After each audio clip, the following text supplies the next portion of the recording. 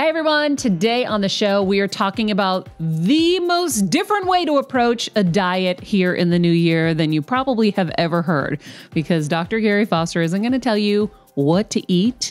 He's not going to tell you how to exactly lose the weight.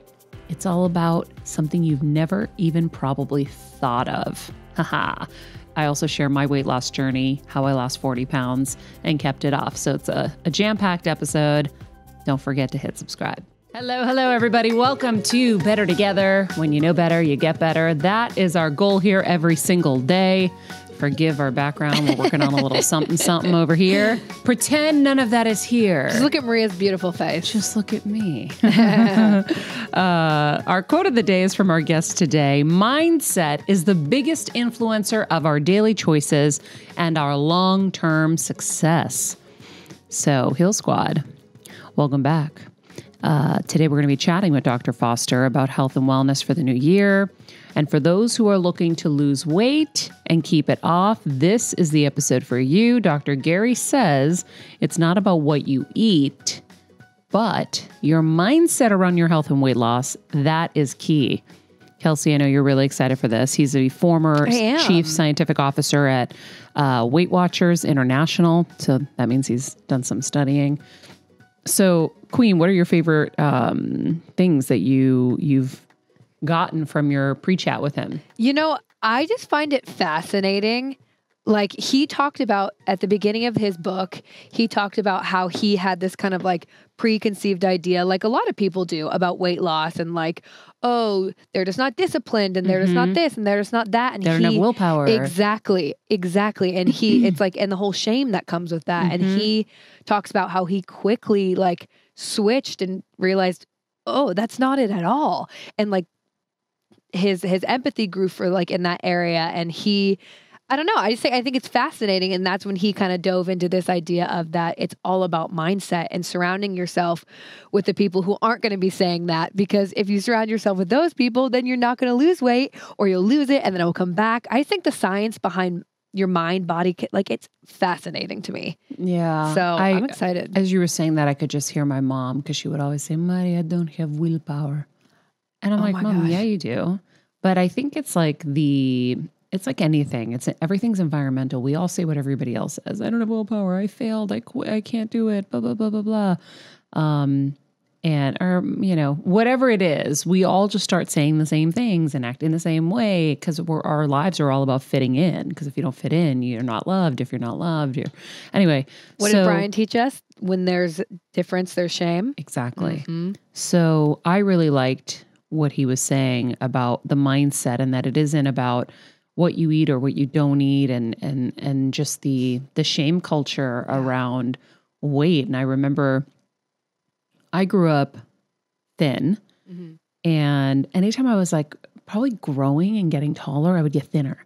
My dad would come home with like these big chocolate bars because he'd be like, "You're too skinny." So you get shamed or you're too skinny. And then I really enjoyed the chocolates. And then I started getting bigger. Then everybody was looking at me like, you're too big. I mean, you just can't win. And, weight for a girl is really, really challenging as you get older. And I just think like, I remember I competed in some pageants and I went to college, and, a lot of people are like, oh, all the drinking. I'm like, no, it was the food. It was like the pizza at midnight and all of that. And I wasn't smoking pot, so it wasn't munchies, everybody. It was just... It's the access to it. Yeah. And I was sad and I was unhappy. Yeah. And so all of that I gained not the freshman 20, the freshman 40. And there were some other elements in there too, but I gained a considerable amount of weight. Luckily, I'm tall, so it redistributed pretty well. Yeah. So I was well endowed in the front and the back. I had 2 shelves, one in the front, one in the back. I'm envious of that. What? I said I'm envious of that. But I was, a size, when I started going into size 14, I was like, okay, I got to drop the hammer. I got to do something. My dad's type 1 diabetic. And I knew what I wanted to do in my career and in my life. And I knew at that time I was cool. I didn't care. I was like, if I ever am going to have a little extra weight on me, it's now. I'm in college. I'm a kid. I had the wherewithal to know this is my moment to just not care. But at the same time, at some point, it's like, okay, you can't let it just keep on going. So I focused on it, and I wrote an entire book that's sitting on the shelf right over there, The Every Girl's Guide to Diet and Fitness, how I lost 40 pounds and kept it off, and how you can too. And I have a similar mentality to Dr. Foster, and I know as we get into it, we'll talk more about it. But for me, it was about not telling anyone. I never put myself on a diet. It was hard to even title that book because I didn't want to use the word diet, but you kind of have to because it's the only word everyone really understood at the time too. So I never put myself on a diet. I just was like, I'm going to eat a little less. That was my first goal. I'm just going to eat a little less. And that was hard because when that pizza showed up, I wanted 6+ slices of pizza. So I would cut down to 5. And I'd want that 6th because my stomach was wide enough to accept the 6th at this point, right? Your stomach just stretches. And so I fought and I held on. Okay, I'm only going to have the 5. And then when I'd have my bacon, egg, and cheese bagel, I would cut a little like nugget of the bread off, like a bite of the bread on the top. And then when that got easy, I would take a little bit more off, a little bit more off. And then all of a sudden I'm having half a bagel and then a little bit more. And then the slices of pizza kept going down. So literally that mentality took 20 pounds off in about 6 months, just eating a little less. And I remember getting on my scale. I remember Kevin, I was so young. I was a junior in college. And I remember saying to Kevin, my clothes are falling off. And I never could understand how weight came off. I'm like, how does this? I would grab it on my leg or my hip. I'm like, how does this go away? And I said, I think I lost weight. My clothes are falling off. And I was like, I don't know. He hadn't noticed. And I got on the scale and I was like, holy shit. Because I was home in Medford at my mom's house. I had lost 20 pounds, but I didn't have a scale at college. So I just was taking a little bit less. And then from there, I had all the motivation I needed. I saw the possibilities and I was like, okay, now I'm going to really focus. And so I had my charts. I had a trainer to one day with me, 1 hour. And he put me on a plan. This was a different trainer. She put me on a plan and I just copied it for the next 6 months. I did it every day. It was like the Stairmaster for 45 minutes. Woof. A couple days a week. And then I would do this whole circuit.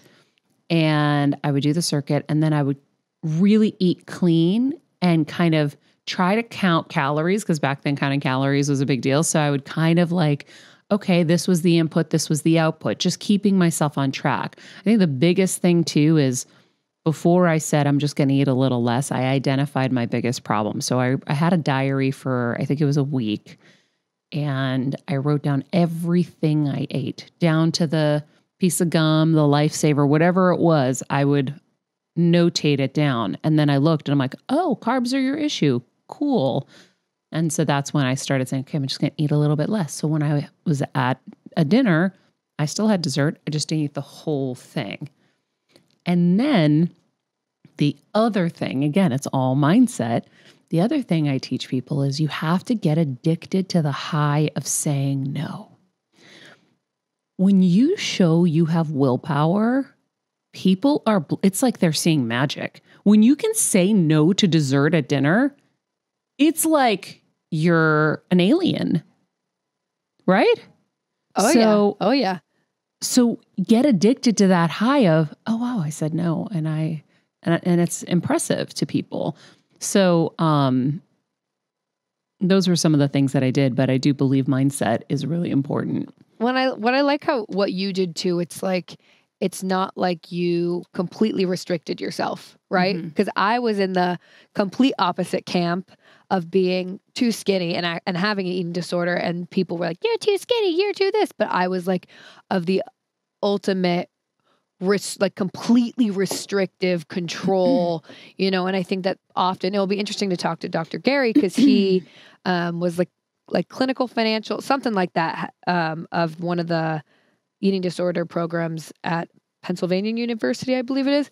But I think that that's like something people easily fall into when they want to lose weight, is like the obsessive, like restrictive, and that's where it becomes unhealthy. So like listening to your story, it wasn't that at all. So you were easily able to transition into just like a healthy lifestyle. You know, it wasn't like you were like, I'm not doing any of this or any of that ever again. And I think that, you know, that's the mindset right there, where it's like, no, I'm just taking a little bit less, and it's good for me, and I feel good, you know? So it'll be interesting to hear. Like, I want you to talk to him about your journey. Yeah, well, because the last 20 were just like really focusing. And then what happens, guys, your stomach starts to shrink and you can't eat as much. Yeah. And so it got to a point where it was shrinking too much. And I'm like, I looked at myself. I told you this about you now. I was like really worried because I'm like, oh gosh, she's getting really thin. Yeah. You'll get to a place where I was eating a salad and I'm like, I can't eat this. This is too much. I'm full. I couldn't finish a salad. And then I was like, okay, now I got to push the other way a little to get myself back to a normal state. And then from there, because it took a whole year to lose the 40 pounds and I did it on my own, it took a whole year. I had new healthy practices in life again.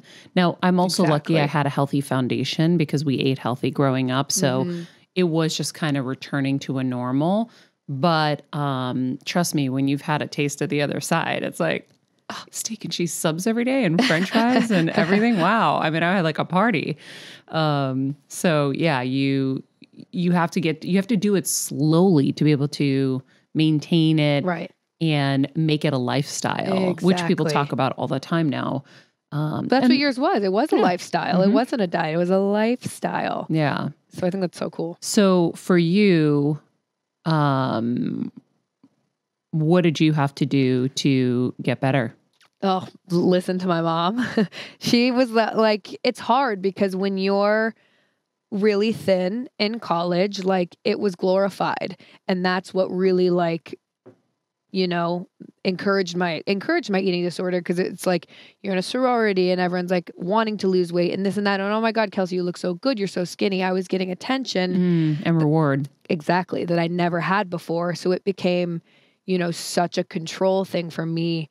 And I remember my mom, because I went home maybe twice a year. And I remember she came to pick me up for summer and she was like, oh, hell no. Oh, absolutely not. And we went to like the local burger place and she watched me and forced me to eat. Oh yeah.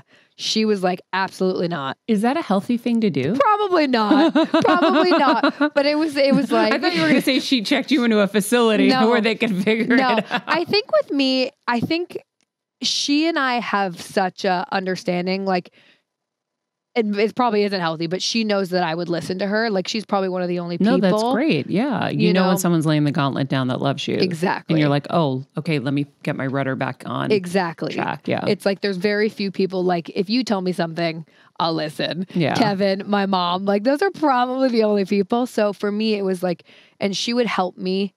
She never pushed or was rude or annoying, but she would, like, when I would make my breakfast, she would kind of like help me, and she would add an extra scoop of peanut butter and be like, it's fine. I promise. Like, it's okay. And kind of like encourage me in those ways. And then it was when I started my first job, and I was actually at Nordstrom, but I was so happy and had a great group of friends and good people around me that I was happy that, and I wanted to eat. So it's so funny how much it ties to your emotions too. Like you talking about you ate more because you were sad. I ate less, I think, because I was sad and wanted to control. So anyways, yeah. And then, you know, it's something I still like definitely struggle with, but I have a lot healthier like outlook on it. Yeah. Yeah. It's a wild world though. It's a thing. It's a thing. It really, really is. All right. Well, let's talk to Dr. Gary Foster. He is the Chief Scientific Officer at WW, formerly Weight Watchers International. I don't know what that means, Kelsey. It's just called W. We'll ask Gary. So now it's just called WW. Exactly. Okay, there we go. He's the founder and former director of the Center for Obesity Research and Education at Temple University. He served as clinical director of the Weight and Eating Disorders program at the University of Pennsylvania School of Medicine. He's the author of numerous scientific publications on psychology, causes, and treatment of obesity, and has worked with thousands. Dr. Foster, thank you so much for being with us today. My pleasure, Maria. Nice to be with you. Nice to be with you. Were you able to hear our conversation prior? No, he wasn't able to hear. Oh, okay. We were talking a little bit about kind of our journeys through weight situations. Kelsey having, unfortunately, she dealt with an eating disorder. I gained a lot of weight in college. And before you prejudge me, Dr. Foster, it was not all the booze and it wasn't the munchies. I just ate a lot. But I wrote a book called The Every Girl's Guide to Diet and Fitness, chronicling my 40-pound weight loss journey. And it took me a year and I did it on my own. But I really connect with your message about mindset because for me, I think that's exactly what I applied. It was, I'm not on a diet. I'm just going to eat a little less. When a little less gets easy, I'm going to do a little bit less. And then I just kept slowly taking it down from there. And I never told anyone I was on a diet because I knew at the time it was a setup for failure. I didn't want to feel failure because I was trying to do something. So if I wanted to have dessert tonight, I didn't want anyone looking at me like, you said you were on a diet. You know, all of those kind of things are really important, I think, to help set you up because there is so much shame around falling off the wagon and having some weight issues. So tell everybody a little bit about where this book came from. I have it right here. The Shift, 7 Powerful Mindset Changes for Lasting Weight Loss. And you know, this is the time of year that everyone's focusing on this. Right. Yeah. Well, the book came out of my own personal experience, just as working with lots of people who were struggling with their weight over some 30 years, but also my experience as someone who's done a lot of research, published a lot of papers, and done a lot of studies. And what became clear to me year after year, patient after patient, is that the people who were most successful in a weight and wellness journey weren't surprisingly those who kept fastidious food records or lost weight every week or nailed their activity plans every day or every week. While eating and activity are important, they're not sufficient. And what really distinguished people who were successful and those who weren't was their mindset. And more specifically, how they thought about themselves and how they thought about the journey. So that was the major inspiration, and also didn't really believe that the field or that people who were trying to manage their weight and wellness needed another diet book, to your point, that, you know, diets are by definition pretty strict, draconian, onerous, always eat this, never eat that. So you won't find any recipes in this book. You won't find any suggestions about what to eat or not eat. Again, not that eating is unimportant, but without the right mindset, any attempts to change your eating and activity will be dramatically short-lived. Yeah, I'm sitting here and I realize I'm like, I kind of did a combination of everything because, and I said it earlier, I should have probably just waited till you were on, but I knew I had to lose weight. And what I did was I journaled for a week, everything I ate. And I realized carbs were my issue. Because you don't realize what you're really doing and you don't realize, oh, it could be sodas, it could be sugar, it could be whatever. So I decided at that point I was going to eat a little less. And then I woke up one day and my clothes were hanging off of me. 5 months later, I lost 20 pounds. And then that was the kind of motivating factor for me to really focus. And I did chart things. I was, very kind of detailed about it because I was so excited. So I was eating really clean and I was really proud of myself and I was working out and I was doing all that stuff. And then I lost the last 20. And then I do believe that if you do it slowly, it becomes your lifestyle. It becomes your way of eating. It becomes your way of life. And then you can maintain it. I had done some of the fad diets at that time. I mean, this is when I was in college, but it was like the grapefruit diet, the coffee diet, I didn't do any pills, thank God, because I just knew that wasn't a good idea. I was like, none of that feels like a good idea. We just have to control what goes in and then what you're putting out. But I think that, the psychology of it is really important. So talk to me about what you have found with people. We talked a little bit about shame earlier and the failing and the idea that they don't have willpower. What can you share with us that might change our perspective on how we talk to ourselves? Well, I think one is just to acknowledge the pervasive, pernicious, just nasty weight-based and shape-based stigma that exists in our culture. And it exacerbates issues around eating disorders, as you discussed earlier, but also around people who are trying to, in a healthy way, manage their weight. And what about that is not only is it mean, it's ineffective.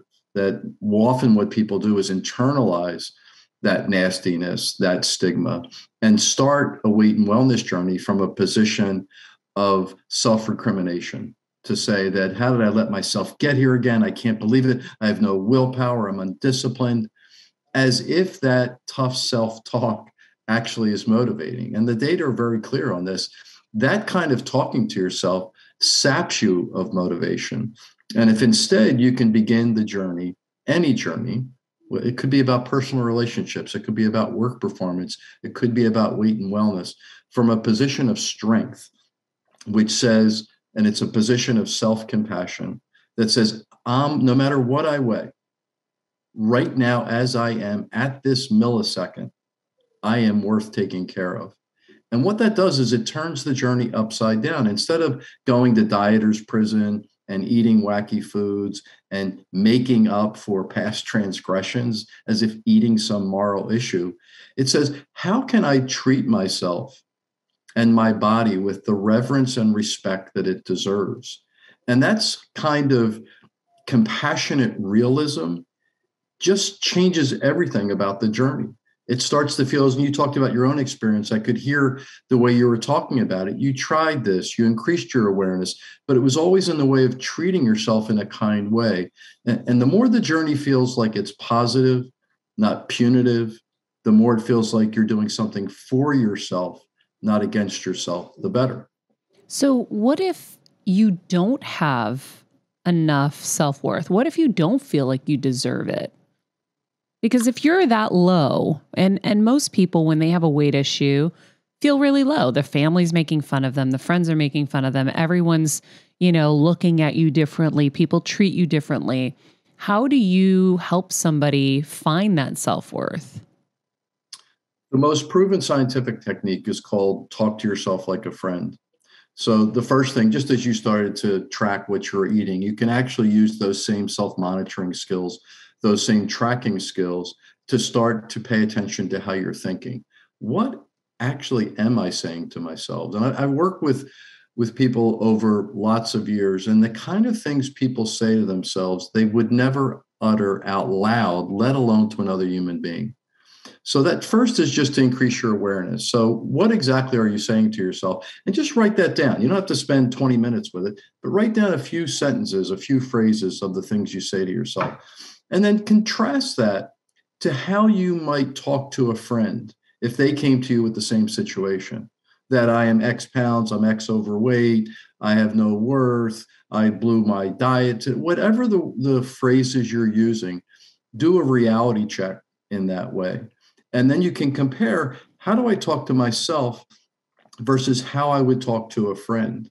And then you can use that as an anchor to say, let me talk again, as you did with your own experience. Let me make some small changes. I'm not going to go from being self-critical to self-compassionate overnight, but I can actually start to take some steps and do a reality check. Kelsey, I think this is where high-fiving yourself in the mirror would actually really be helpful. So we had Mel Robbins on the show recently, and she talked about the benefits of just a high five in the mirror every day and how much it does to your psychology. So I think if you're on a journey like this, that would really be a helpful little tool.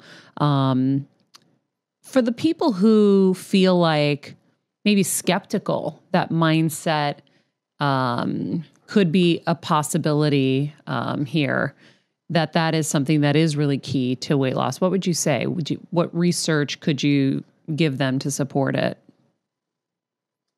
I could say that there's been lots of research on basically all of the steps that are in the book, but particularly self-compassion.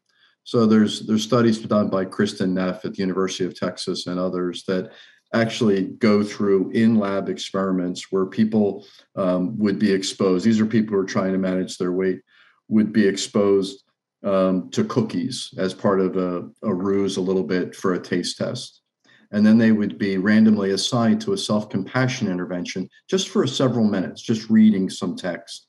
reading some techniques, or another kind of intervention that had nothing to do with self-compassion.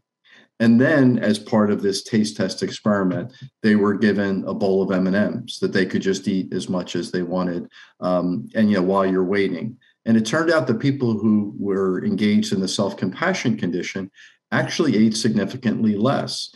And it's because if it's so powerful just to think about, I am worth taking care of and I have fundamental value. This isn't pop psychology. This is legit science, and it makes intuitive sense. The more you beat yourself up, you are your most important ally on this journey, on any journey. And the more you cut yourself off, the more you denigrate yourself, the more you say nasty things. I often will say to patients I'm working with, like, that's you're talking about. Like, that, you're your most important ally. I love that. I remember smiling when I was reading that part in the book where it's like, talk to yourself like you would a friend. And it's true, but we forget. In the book, you talk about 7 powerful mindset changes. Can you go through each of those with us? Sure. One we've already talked about is self-compassion. And, we've talked about what that is in terms of how important it is. And it's really the cornerstone of the rest of the techniques in the book. The other is to identify unhelpful thinking styles. Things like all or none thinking. I'm a success or I'm a failure. I'm on a diet or I'm off a diet. Another type of unhelpful thinking style is selective filtering. So people had planned to work out, take a walk, whatever, 4 times. They did it 3 times. They overly focus on the 1 time they didn't, rather than celebrating the 3 times that they did. Another one is sort of magnifying one event into it'll be forever. Like somebody has lost 40 pounds, they gained 3, and I'm right back where I started. Here, no, not right back where you started. Yeah. You had a small setback. Yeah, you probably had a bigger glass of water. I'm kidding. Right. It's such a small margin. Exactly. That's exactly right. And that really is, that second step around identifying your unhealthy thinking styles is important around dealing with setbacks. So one of the things that's really important to consider about setbacks is that they happen to 100% of the people 100% of the time. And a lot of people start out with a very strict, again, diet-like mentality of, I'm only going to eat this, never going to eat that, as if that's going to go on forever. It goes on for minutes, hours, days, maybe weeks, but there will be setbacks. And how you handle them with self-compassionate, realistic thinking makes a difference. The next is setting goals. And we often think big, bold, audacious goals. And whether it's, I'm going to take a bad marriage into a perfect marriage. I'm going to run a marathon, even though I'm a couch potato right now, or I'm going to lose 50. They're great. They're North Stars. They're nice things. But those kind of lofty North Stars don't have any utility unless they are guided by small, specific steps. So one of the take-home messages from science is the smaller the goal, the closer it is to your current behavior, and the more specific it is, the more likely it will be accomplished. So if you say, I want to be healthier, I want to eat better, I want to eat more fruits, what does that really mean? Be as specific as you can. Or if you're trying to decrease something, if you're eating cookies 5 days a week, you wouldn't say, I'm not going to have them. You might say, my goal is to have it for 4. And the beauty of that small steps is that it allows people to enjoy their celebrations along the way. And that gives fuel for the journey, rather than saying, I can't celebrate till I run the marathon. Absolutely. I can't celebrate till I lose 50 pounds. No, celebrate every step along the way. It's too far. Exactly. I never said I'm going to lose 40 pounds. I had no goal. I just was going to eat less and see what happened. It's the same thing with working out. And I always tell people, when I haven't worked out in a long time, which is a lot, I go through my cycles. And so what I'll do is I'll start with something small. I'm just going to walk on the treadmill for 10 minutes. I'm just going to get myself back in the gym, do something small so I feel like it's not this overwhelming thing, or I'll walk in the neighborhood. And then you build on that. But if you say, I got to go work out for 1 hour and I got to do all this stuff, now you're going to dread it the next day because your body's not used to it yet. You're not used to all of these changes. So if you just do small little things that then you accumulate, you're going to have a much better time and it's going to be so much easier for you. And then you're going to enjoy it, like you said, and then you're going to start to see the results, and then you're going to get high off the results.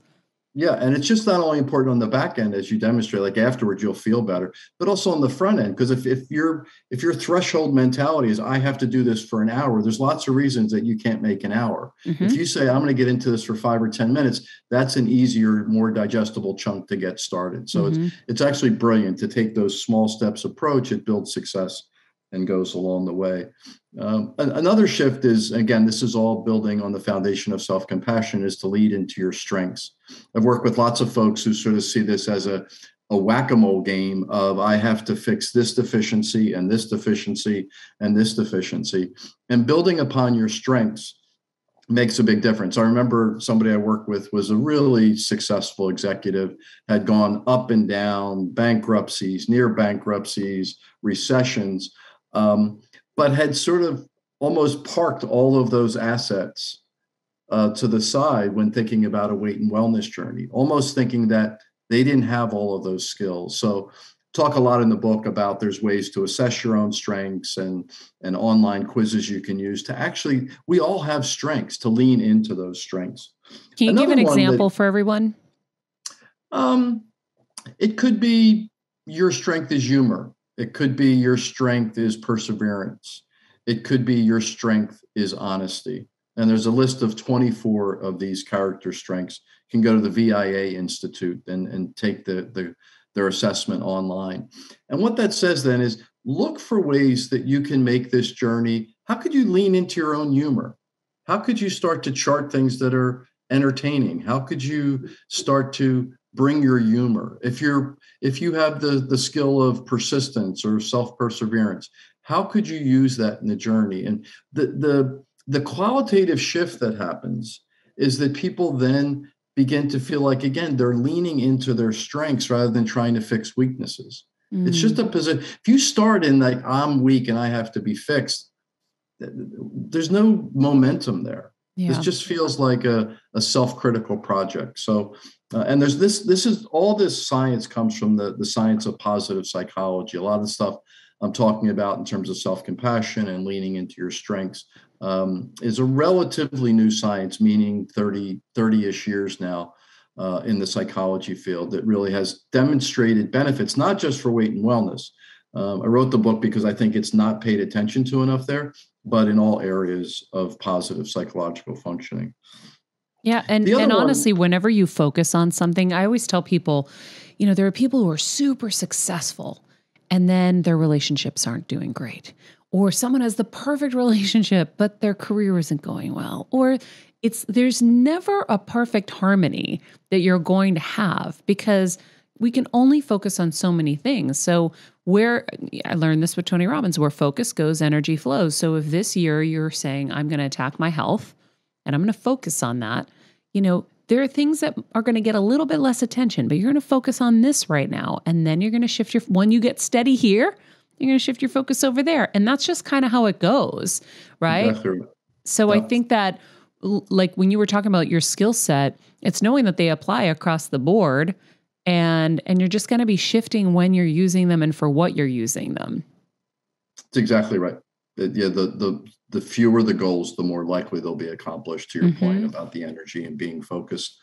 The fifth shift that I talk about, and this might be surprising to folks, is how important it is to like your body no matter what you weigh.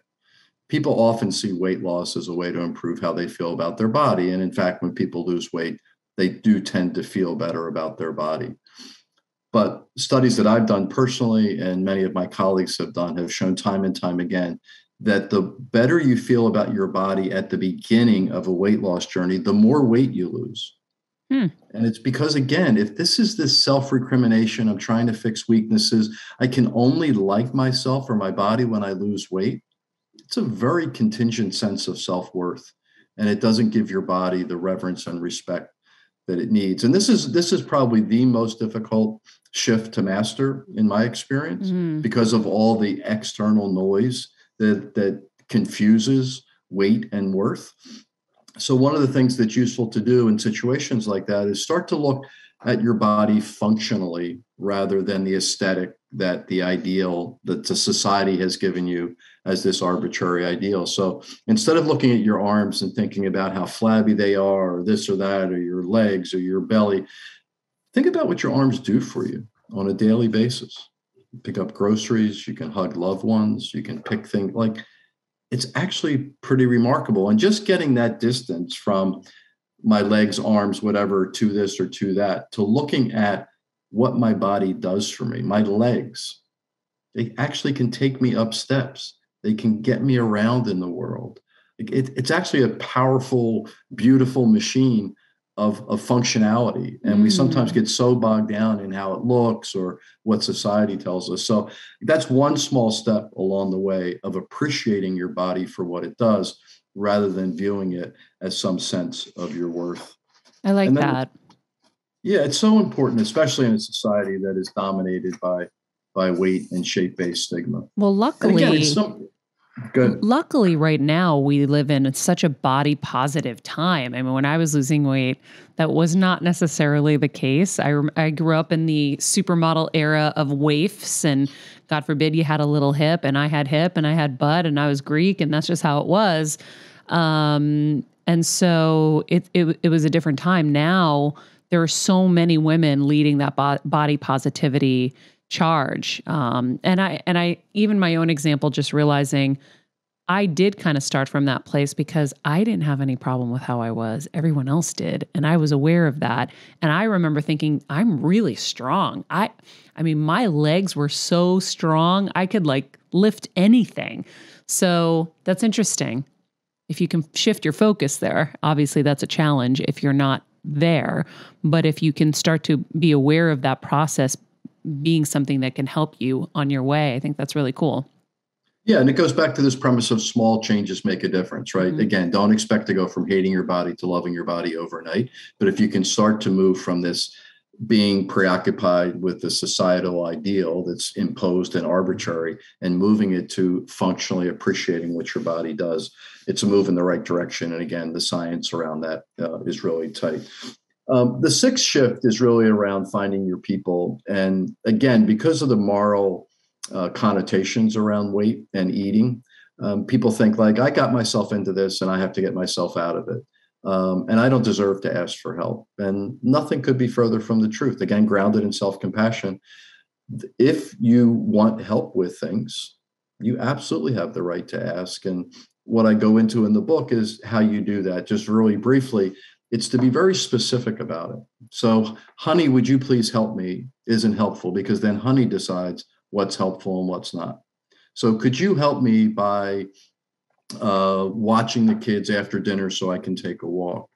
Could you actually stop doing some things that make it more difficult for me, like rolling your eyes when I order a dessert or asking me, is that on your diet? Those things aren't helpful. So I'd really appreciate that. Second step of that, again, based in specificity, is to thank people or give them feedback when they do or don't do it. So not thanks for being supportive, but thanks. I noticed I ordered dessert the other night and you didn't make any comments. That's really helpful to me.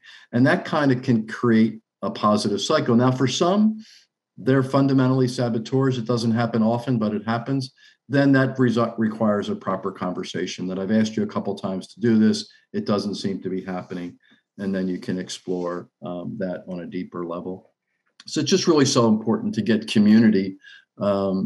Our founder at WW had this insight almost 60 years ago. It's easier to do this with other people than by yourself. Well, and also who you're surrounding yourself with. If you're surrounding yourself with people who aren't on that journey with you, who are going to want to eat in the way that you don't want to eat, you have to shift that. And that's what I remember. I did the same thing. I shifted who I spent time with. I actually spent more time alone so that I could just stay focused. Then, or I'd go to bed really early. I'd drink water and I'd go to bed early and say, if I go to bed early, that's less of a chance for me to eat something bad. through the night. But, not putting yourself in those positions while you're focusing on this also is really helpful. Because the person next to you wants you to be like them. They don't want you to have the willpower that they can't have, because then they're going to look at themselves in the mirror. Yeah, I think it's a little bit of both, right? There are ways to manage your environment to decrease the high risk situations, but there are other ways to be creative about meeting people for cocktails, but maybe going a little later. So you have one instead of two or three, or you don't want to leave your life to lose weight, right? If it starts to feel that you have to go away, that again, the analogy that comes to my mind is this dieter's prison. That's diet talk, right? That's I've got to change my whole social life.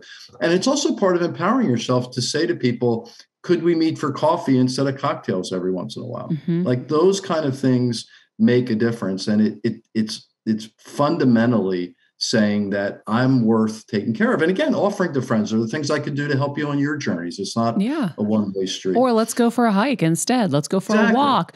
I know that it's similar to a lot of other journeys. You have to be aware of who you're going to spend your time with and how you're going to spend your time. So for example, I know if I am going to have a few drinks, I'm going to make poorer choices all across the board. So I love a good cranberry juice and club soda. Just a little mix. You feel like you're carrying something, you're good. But now I'm not going to end up through the In-N-Out drive-through late night because I've had a few drinks. And so you have to, when you're focusing on a goal, you have to start to focus about how are you going to succeed in that, and what positions can you put yourself in or not put in so that you can succeed. Exactly. And then the last shift we talk about is the idea of leaning in to gratitude and happiness. And again, leveraging a lot of the science and positive psychology. And often on a weight and wellness journey, people will use the premise, I can't be happy until I lose weight. And what I'm saying is, don't believe that nonsense. You can be happy right now. There are scientifically proven ways that you can increase your happiness independent of your circumstance. Certainly circumstance in life has some impact, but a simple technique called 3 good things, where you think about 3, you can do this in the morning, you can do it in the evening. Some people have talked to me, this is the way they do mealtime with their kids. When they have adolescent kids how was your day? Fine. How was school? Fine. It can actually open up a little dialogue in a positive way. And what this technique is, if it takes more than 5 minutes, you're doing it for too long, is think about 3 things that brought you pleasure. Could be something simple like the smell of a great cup of coffee, connecting with an old friend, pride in a child's accomplishment, whatever it is, big, small, medium, doesn't make any difference. And just wallow in that. Just like take yourself back to it. Smell the coffee again. Think about your delight when you heard from an old friend. Think about the pride and the accomplishment when you got some compliment, whatever it was. And just that act actually improves happiness. So that's point 1. Point 2 is to not make your life, your happiness, your contentment based on your weight. I've heard people say time and time again, I'll dress in nicer colors. I'll get out of a bad marriage. I'll look for a new job when I lose weight. Do those things now. Don't put your life on hold till you lose weight. And one of that is to embrace gratitude on a daily basis, and also to do things that make you happy now and not make them contingent on some number on a scale. I think that's great. Dr. Foster, how are you guys incorporating this research into Weight Watchers? I'm curious. Yeah, back in 2000, I guess the end of 2015, the beginning of 2016, we went from a 2-component program, which was largely around nutrition and activity, and we introduced mindset. And this was where I started to I'd sort of been noticing this, but when we heard it from people, and we spend a lot of time talking to people about how they're thinking, and when how they encapsulated it was, I need help keeping my head in the right space. And so we then, as we do as a company, is go and look for the science. What's the science that would help with this problem to solve? And that's when I got more exposed, frankly, to positive psychology, knew a lot about cognitive behavioral therapy, and usually, and we combine those. So what we do is, as we do in the book, but also in our program, is to distill all of this science, give people a reason to believe about why it's important, but importantly, because we're a company of how to change, not just what to change, we give people practical, actionable techniques, like the 3 good things as an example. Talk to yourself like a friend. Another one that we talk a lot about is act as if you're being interrogated by a lawyer. So when you say, I'm right back where I started, or I've blown it, what if a lawyer said to me, what exactly is the proof that you've blown it? What's the evidence to support that? And again, you can sort of have fun with it, but it again brings this compassionate realism. This isn't about think happy thoughts and lose weight, because sometimes you have to have sober conversations with yourself to say, hey, if I want to do things differently, I'm going to need to think differently and make a new action plan. So that's really how this research, which started in really a problem to solve, we leveraged then the science, and then we baked it into our program. And then since then, we've added sleep as a 4th component, because if people aren't sleeping well, they're not thinking well, they're not eating well, they're not moving well, not working well, not great in relationships. So now we've gone from this 2-compartment model, if you will, to 4 different pillars of our program. Yeah, that makes a lot of sense. I think when you're not sleeping, that's when you're going to be reaching for a lot of the things to give you those highs to get through your day, whether it's sugar or sugary coffee or any of those things. Absolutely. There's also something else you just said that I thought of. Dr. Amen. Are you familiar with Dr. Daniel Amen? Mm-hmm. He's been on the show many times, and he taught us something really cool that I loved. And it was, is that statement 100% true? So anytime we're catastrophizing in our home about anything, like, oh my God, it's over, or this is terrible, or this person did this, and you're like, is that 100% true? Do you have proof that that person thinks that of you? And then it just blows the bubble instantly. We're like, no. Okay, then. So now we don't have to sit here and continue this narrative that is probably not true. And so the same thing, I like being able to apply that in this world. I think that's great. It's really, we call them reality checks, and you can do them. You can say, like, is it 100% true? You can act like a lawyer. You can ask what a friend would say. All those are different ways to solve the same problem, that our thoughts are often automatic. They're often irrational. And bottom line is, they're not helpful. If it helped to beat yourself up in some weird way, we might recommend it. I don't think we would even, but it wouldn't, it's not helpful. So It's not only painful, it's ineffective. Yeah, no, you know what? I remember even different trainers I've worked with throughout the years. There was one trainer, her name's Andrea Orbeck. I love her. We should actually have her back on the show. She would say, oh, just do what you can. Oh, you can't do that. No, it's okay. And I'm like, no, I can do it. And then I would like rise. But if she was trying to just like, slap me over the back, I would be like, hey, no, get off me. Like, I can't. No, I can't. So everybody also has a different technique that works for them. So you have to find the one that works for you. I am laughing right now because I'm remembering my charts. I have a photographic memory, and a chart popped up, and I realized when I was doing this and I was really focusing, that's when I started getting my Weight Watchers meals, because they had I think, were they called Smart Ones or something back in the day? Yeah, back in the day they were. Yeah. Okay, I'm not crazy. And I loved it because I would get the chickens, ziti, broccoli. It was like a fettuccine Alfredo thing. And I was like, oh my God, I can have fettuccine Alfredo and this tastes so good.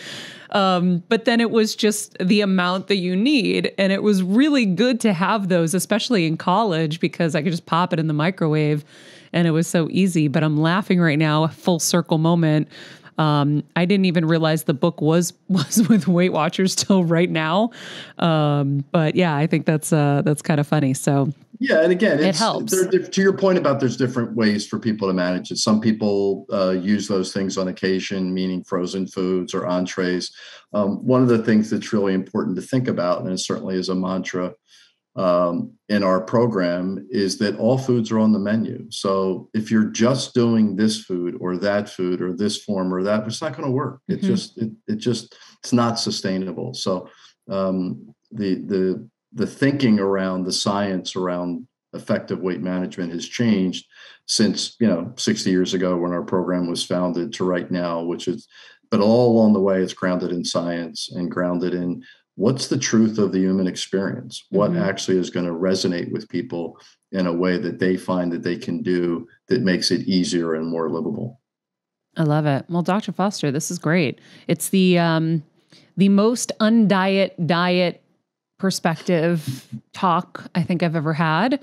And I think it's really, really helpful for people to have it almost like simplified to let's be kind to ourselves and just make better choices and just head in the direction of where you want to go without having all of these restrictive things that you are putting in your brain. I really, really like it. So thank you for taking the time to share this with us. Of course, the book is called The Shift, 7 Powerful Mindset Changes for Lasting Weight Loss. It's out now.